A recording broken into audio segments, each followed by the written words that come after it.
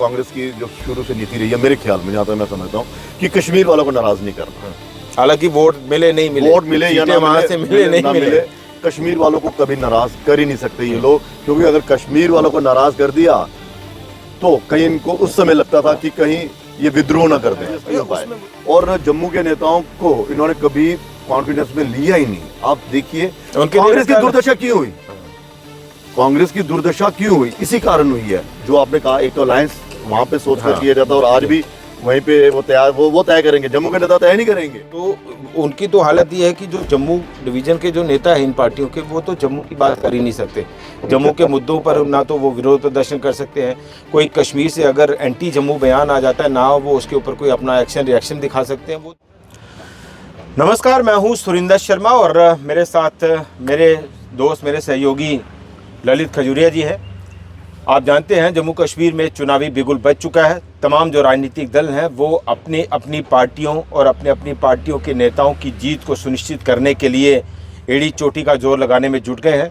कई पार्टियों ने अपनी मैनिफेस्टो जारी कर दिए हैं, कई मैनिफेस्टो पर चर्चा कर रहे हैं, और इसके साथ ही जम्मू कश्मीर में चुनाव अभियान को, चुनाव प्रचार को धार देने के लिए तमाम जो सियासी दल हैं और तमाम सियासी दलों के बड़े बड़े नेता अब जम्मू कश्मीर के दौरे पर आना शुरू हो गए। इसी कड़ी में एक बड़ी खबर आ रही है कि कांग्रेस पार्टी जम्मू कश्मीर में चुनाव प्रचार की कमान को संभालने, चुनाव अभियान को एक नई धार देने के लिए पार्टी के राष्ट्रीय अध्यक्ष मल्लिकार्जुन खड़गे और पार्टी के सीनियर नेता और पार्टी का एक बड़ा प्रमुख चेहरा राहुल गांधी कल जम्मू कश्मीर के दौरे पर आएंगे और जम्मू में पहले वो एक बैठक करेंगे तमाम पार्टी नेताओं कार्यकर्ताओं के साथ, और उसके बाद जो है वो कश्मीर रवाना होंगे।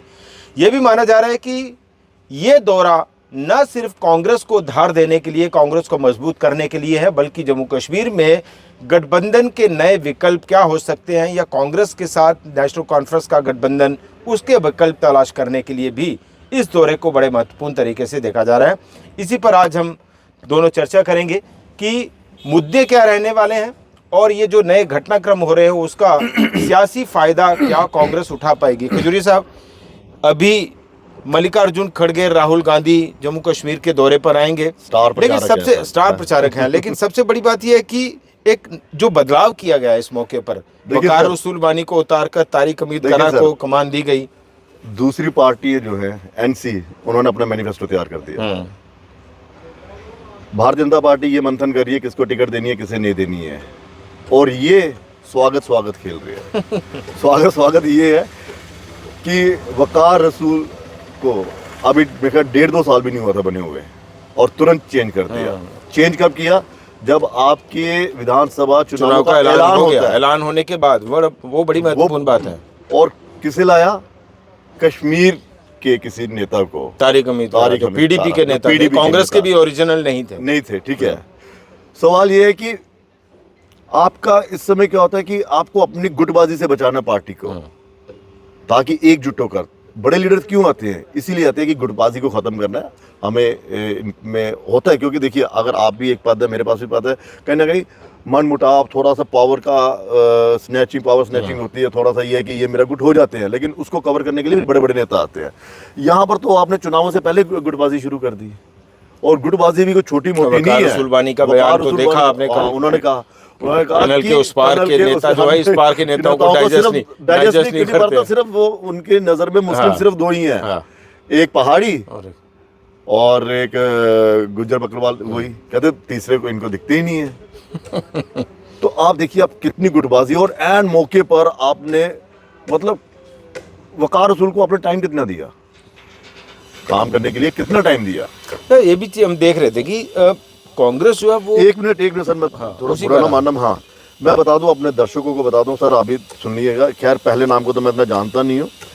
7 यानी कि ये 7वां है, 7 प्रेसिडेंट हो गए। हाँ, ये 7वें हैं। 2 जो है वो जम्मू डिवीजन से, उसमें बाद में करेंगे। देखिए पहले आ गया मोहम्मद, मतलब 2000 से, ये भी नहीं है कि हाँ, मोहम्मद शफी कुरैशी, ये 2000 से 2002 तक रहे। फिर आए हमारे राष्ट्रीय नेता गुलाम नबी आज़ाद साहब 2002 से 2004, और ये तब आए जब इनको भी वहाँ पे कि कहा गया था कि हाँ जी आप कांग्रेस को मजबूत करिए और आपको सीएम बनाएंगे, तो उस दौरान हाँ ठीक है।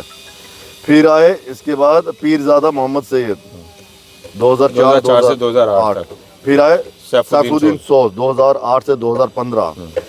गुलाम अहमद मीर मुझे लगता है जी.ए. मीर। सबसे, हाँ जी मीर सबसे लंबा टेन्योर 7 साल 15 तक से का। 22 साल। 15 से 22 तक रहे। 7 साल और तक। वकार रसूल साहब देखिए 16 अगस्त से लेकर 16 अगस्त 2022 और से 16 टाइमिंग भी अगस्त जबरदस्त है। 16 अगस्त 2024 16 अगस्त 16 का दिन अगस्त है, 2022 और 16 अगस्त 2024 दो साल का टाइम। 2 साल का पूरा। मतलब जब ज्वाइन किया तब भी 16 तारीख थी, जब उनको हटाया गया तब भी 16, और अब आए कारा साहब। ठीक है, आप देखिए इनमें से आप, क्योंकि मैं जर्नलिज्म में बाद में, आप मुझसे पहले हैं, आपने इनको बड़ा करीब से देखा होगा कि सिर्फ 2 बंदे हैं जो गुलाम नबी आजाद और वकार रसूल वानी, 2 को ही जम्मू डिवीजन से बनाया, बाकी सब 7 में से 5 जो है वो मैं। और बड़ी बात यह है कि कश्मीर, और इस बार भी कश्मीर से लाया। हाँ, कश्मीर से। क्या सर ये लोग समझ नहीं रहे हैं कि इनको जम्मू के नेता पसंद नहीं है?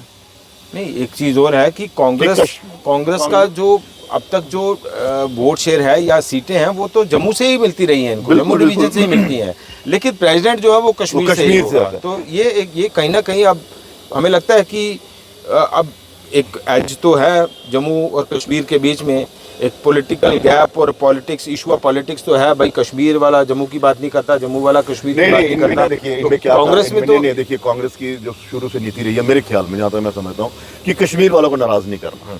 हालांकि वोट मिले नहीं मिले, वोट मिले या ना वहां से मिले नहीं मिले, कश्मीर वालों को कभी नाराज कर ही नहीं सकते ये लोग, क्योंकि अगर कश्मीर वालों को नाराज कर दिया तो कहीं इनको उस समय लगता था कि कहीं ये विद्रोह ना कर दें। अच्छा, उसमें मुझे लगता है एक बड़ी चीज शायद ये भी होगी, जम्मू वालों को तो वैसे फॉर ग्रांटेड लेते हैं हर पार्टी। वो शायद ये भी होगी कि कांग्रेस इसलिए कश्मीर से किसी पार्टी को या नेता को नाराज नहीं करती या कश्मीर के लोगों को नाराज नहीं करती, क्योंकि गठबंधन के विकल्प कश्मीर से ही निकलते हैं। तो अभी भी तो चाहे नेशनल कॉन्फ्रेंस के साथ हो, चाहे पीडीपी के साथ हो, बिल्कुल अभी भी नेशनल कॉन्फ्रेंस के साथ ही गठबंधन की तलाश है। देखिए कोई 2 राष्ट्रीय पार्टी है तो आपस में गठबंधन करेंगे नहीं, कोई भी एक पार्टी मेजोरिटी तो बनाएगी नहीं यहाँ पे। वैसे भी 2 राष्ट्रीय पार्टी आपस में कभी गठबंधन नहीं करेंगे। जो राष्ट्रीय स्तर की पार्टी हमेशा अगर उसे किसी स्टेट में लड़ा तो वहाँ पे रीजनल पार्टी के साथ करना पड़ेगा।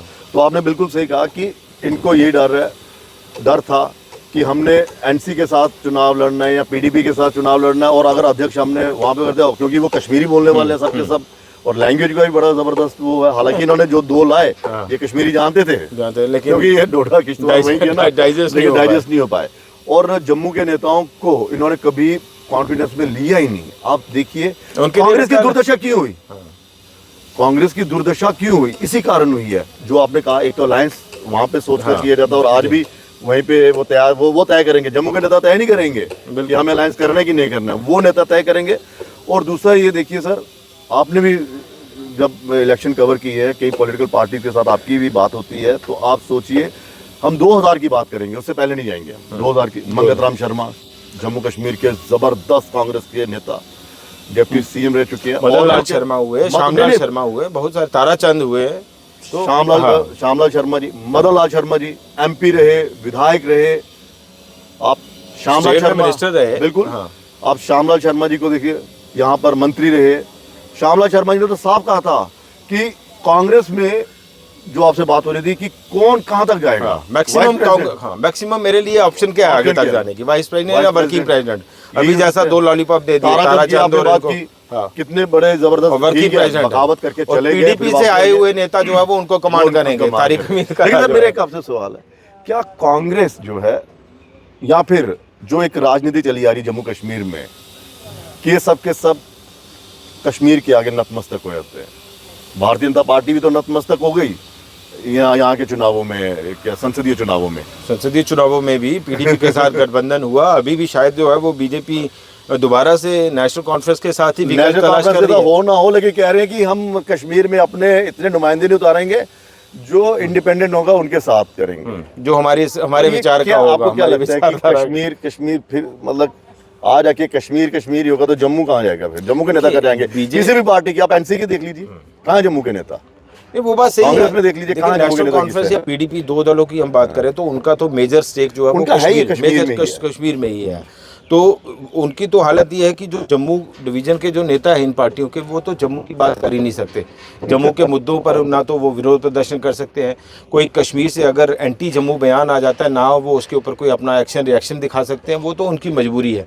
लेकिन बड़ी बात यह है कि अभी देखिए नेशनल कॉन्फ्रेंस जो है वो उसके साथ विकल्प तलाश किए जा रहे हैं कांग्रेस की ओर से, और कल जो बैठक होगी या उमर जो अब्दुल्ला साहब ने भी कहा कि हम कांग्रेस के साथ मिलकर देखिए इंडिया ब्लॉक में रहे हैं ना, वो पार्लियामेंट इलेक्शन में रहे हैं। और कुछ साहब एक बड़ा इंपॉर्टेंट पहलू ये है कि नेशनल कॉन्फ्रेंस जो है वो उसको कांग्रेस के साथ गठबंधन करने में कोई दबाव नहीं है, उनके लिए कोई प्री कंडीशंस नहीं है। कांग्रेस उनके ऊपर कोई कंडीशन प्री कंडीशन नहीं लगाएगी कि हम इस वजह से नेशनल कॉन्फ्रेंस लगा सकती है, नेशनल कॉन्फ्रेंस लगा सकती है कि हम 6 साल का सीएम लेंगे या डिप्टी सीएम 5 साल का हो गया अब। लेकिन बीजेपी के साथ नेशनल कॉन्फ्रेंस जो है वो बड़ा दबाव में रहेगी, दबाव में काम, क्योंकि केंद्र में भी सरकार है।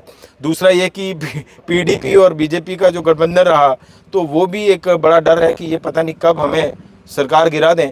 तो कांग्रेस के साथ बड़ी कंफर्टेबल जोन में है नेशनल कॉन्फ्रेंस। एक और सवाल है मेरा कि इन सालों में आपने देखा कि कांग्रेस उस तरह से सड़क पर उतरी जो जनता के मुद्दे थे? अब देखिए अगर 2014 से लेकर अब तक देखिए पार्टी को हमें लगता है एक इस चीज को बड़ा गंभीरता से देखना या फिर पड़ेगा। ये वही कश्मीर ही तय करेगा कि नहीं हमें सेंटर के साथ चलना है, इसलिए सेंटर के खिलाफ इतना ज्यादा नहीं बोलना है, क्योंकि हमेशा यही हुआ है, सरकार जिसकी भी हो वो सेंटर के साथ चलेगी। अब देखिए चौधरी भारतीय जनता पार्टी की केंद्र में सरकार है तो चलना दे। चौधरी जुल्फकार जो है वो अभी गए इसमें बीजेपी में, पहले वो जो अपनी पार्टी, हाँ, तो वो देखिए कई नेताओं ने अब तक ऐसे बयान दिए हैं, अल्ताफ बुखारी के बड़े ऐसे बयान हैं कि जब मिलना सब कुछ दिल्ली से है तो हमें दिल्ली से दिल की दूरी क्यों रखनी है, हमें सीधा दिल्ली से ही बात करनी चाहिए। तो कांग्रेस के जो है नेशनल कॉन्फ्रेंस हुआ, हालांकि जैसा अभी बीजेपी की सरकार है, लेकिन मैंने कहा ना कि बीजेपी के साथ अगर नेशनल कॉन्फ्रेंस सरकार बनाती है तो बहुत ज़्यादा प्रेशर रहेगा, बहुत ज़्यादा दबाव रहेगा, सरकार कितनी चल पाएगी, डूज एंड डोंट्स बहुत रहेंगे। कांग्रेस के साथ बड़ा कंफर्टेबल कश्मीर के नेताओं की, वो किसी भी पार्टी की हो, कश्मीर के नेताओं की एक खासियत रही है सर, ये भी है कि उनकी दिल्ली के नेताओं से सरकार ना सरकार किसी की भी हो, दिल्ली के नेताओं के साथ रहेगी, सरकार के साथ उनका पूरा राब्ता रहता है, किसी भी पार्टी की बात कर ले, चाहे वो यहाँ पर अपोजिशन में हो, लेकिन उनका वहां पर चला। क्या यही कारण तो नहीं है कि जम्मू की कांग्रेस के नेता वो प्रदर्शन नहीं कर पाए?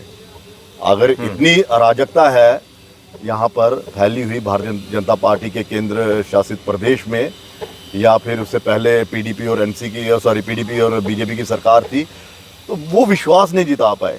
क्या यही कारण है कि कहीं श्रीनगर से, घाटी से कश्मीर नेताओं का प्रेशर तो नहीं था?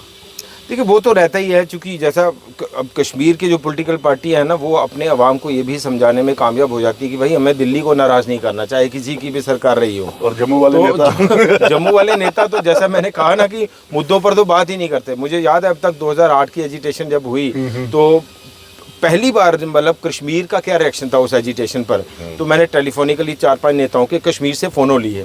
तो नेशनल कॉन्फ्रेंस के भी कुछ नेताओं के फ़ोनो लिए और उनका कहना था कि नहीं, ये एजिटेशन पूरी तरह से गलत है, एक तरफा है, कश्मीर के खिलाफ है।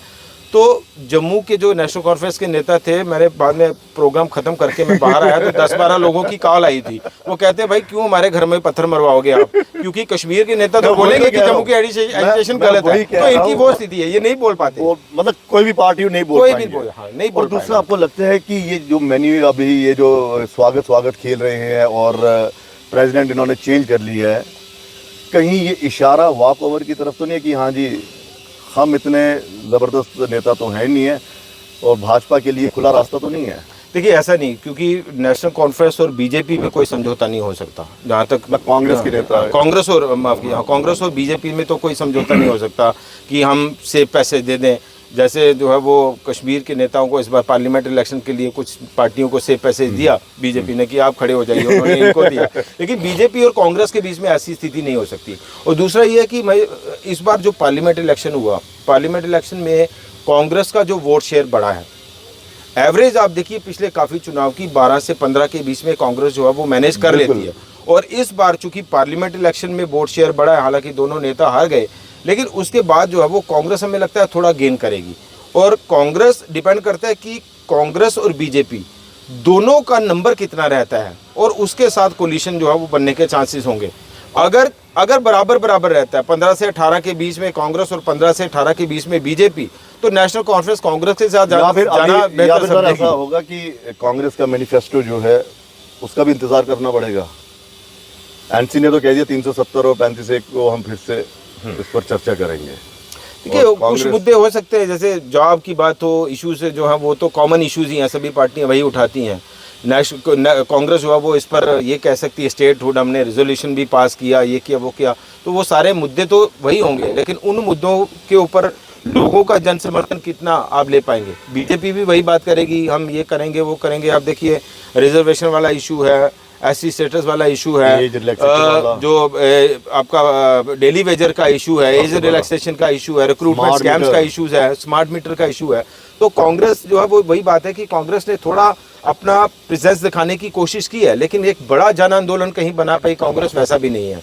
तो अब ये है कि पार्लियामेंट इलेक्शन के नतीजों के बाद कांग्रेस थोड़ा सा जोश में दिखाई देगी, थोड़ा उत्साहित है, थोड़ा मार्जिन जो इन्होंने हाँ, कम किया है। वो कम किया है। और जाहिर सी बात है कि पार्लियामेंट इलेक्शन में अगर देखिए अब दोनों सांसदों का करीब करीब 3.5 4 लाख वोट भी अगर कम हुआ है, तो आप उसमें से अब नेशनल कॉन्फ्रेंस को 1.5 2 लाख का मार्जिन दे दी, 2 लाख का मार्जिन तो इनके पास आ गया।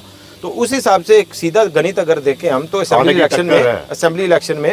असेंबली इलेक्शन में डिपेंड करता है कि कांग्रेस और बीजेपी कितने आंकड़े को छू पाती और है। सवाल ये भी है कि अगर कांग्रेस- बीजेपी 20 22 25 के आसपास जाती है तो चांसेस है बीजेपी के और साथ। सवाल ये भी है कि कांग्रेस कितनी शिद्दत से लड़ती है। लड़ती है, क्योंकि और बड़ी बात ये अपने घर में लड़ाई कर रही है गुटबाजी अभी इनकी। जैसा अपने घर में लड़ाई है। नाराजगी है। मुझे लगता है ये बड़ा अटपटा सा डिसीजन लिया इन्होंने कि इस वक्त जो है वो ऐलान के बाद वहाँ तारिक पे हमीद तारिक- करा। और ये बात तो चलती है कि भारी नेता को पूरी तरह से कमान दे दी है। और बल्कि उनके पास कोई कांग्रेस का नेता ही नहीं हो। आप सोचिए पिछले 20 सालों में कोई दूसरी लाइन कांग्रेस ने तैयार ही नहीं की है कि चलिए ये जाता है तो जाने दीजिए, हमारे पास विकल्प है, हमारे पास ये नेता है। और अब आपको बाहरी नेताओं के ऊपर डिपेंड होना पड़ा और उसे कमान देनी पड़ी। और मैं स्पीच सुन रहा था, वो कह रहे थे हमें पार्टी को मजबूत करना है, ये जो दूरियों से दूर करना, पार्टी को मजबूत करना है और वहाँ पे डिफरेंसेस नहीं होने चाहिए।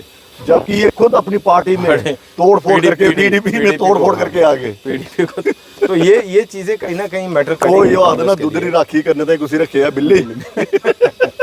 तो ये है कि ये पूरे हालात अभी तक हम बात कर रहे थे जम्मू कश्मीर में, अभी मल्लिकार्जुन खड़गे और कांग्रेस कितना अब इनके लिए- राहुल गांधी जो है वो इस पूरे मैनेज कितना कर पाएंगे, स्पेस मैनेजमेंट कितनी कर पाएंगे। और तारिक हमीद करा के बाद कहीं ना कहीं जो एक दूरी, आज भी आप देखिए तारिक हमीद करा जो है वो आए हैं, लेकिन वकार रसूल बानी जो है वो नहीं पहुंचे, मंच पर भी नहीं। काल भी नहीं पहुंचे थे। हाँ, तो ये चीजें अब पार्टी हाईकमान कैसे मैनेज करेगी। और उसका- दूसरा हम इसी तरह से चर्चा करते रहेंगे। और आपने ये सोचोगे कि एंकरिंग सर ने की एक्सपर्ट के तौर पर मैं आया, ऐसा नहीं है।